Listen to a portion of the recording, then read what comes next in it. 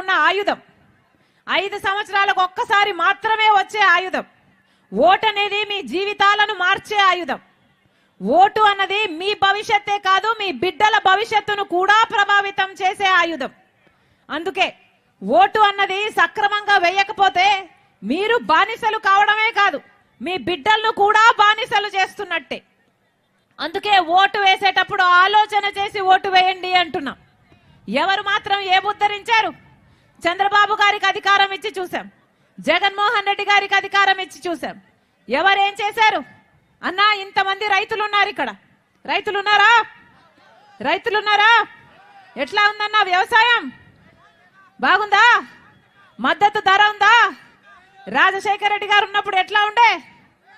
రాజశేఖర రెడ్డి గారు ఉన్నప్పుడు రైతే రాజు, రైతును నెత్తిన పెట్టుకున్నాడు రాజశేఖర రెడ్డి గారు. రుణమాఫీ చేయలేదా రాజశేఖర రెడ్డి గారు? రాజశేఖర రెడ్డి గారు ఉన్నప్పుడు మద్దతు ధర లేదా?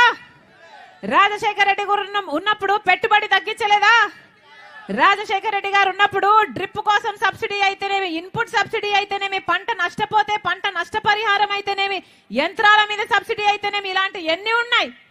అందుకే కదా ఆ రోజు వ్యవసాయం పండుగ అయింది. మరి ఇప్పుడు ఎలా ఉంది వ్యవసాయం? అన్నా వ్యవసాయం ఎలా ఉంది? కనీసం మద్దతు ధర కూడా లేదు, కనీసం డ్రిప్ వేసుకుందామంటే డ్రిప్ మీద సబ్సిడీ కూడా లేదు. పంట నష్టపోతే నష్టపరిహారం చెల్లించే దిక్కే లేదు. మొత్తం రైతులంతా అప్పుల పాలైపోయారు. ఆత్మహత్యలు చేసుకుంటున్నా కూడా అసలు పట్టించుకునే దిక్కే లేకుండా పోయింది.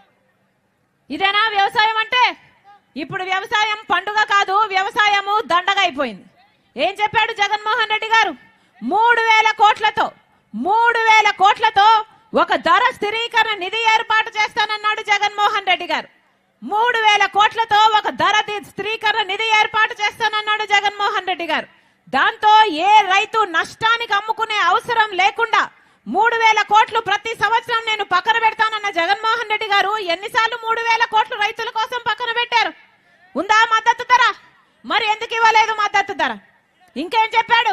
మేనిఫెస్టోలో 4,000 కోట్లతో పంట నష్టపోతే పంట నష్టపరిహారం కింద పక్కన పెడతానన్నాడు ప్రతి సంవత్సరము జగన్మోహన్ రెడ్డి గారు. ఒక్క సంవత్సరమైనా పంట నష్టపోతే పంట నష్టపరిహారం ఇచ్చారా?